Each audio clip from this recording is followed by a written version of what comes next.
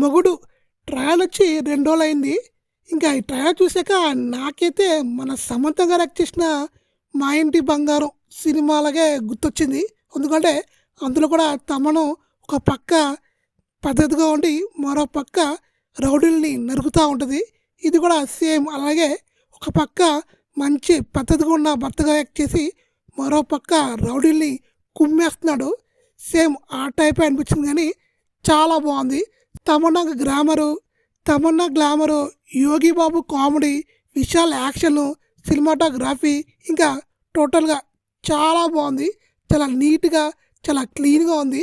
మొగుడు ట్రైలర్ అయితే ఇంకా విశాల్ గారిని చూసి చాలా రోజులే అయింది. Maybe 1, 2 years అయిందనుకుంటా.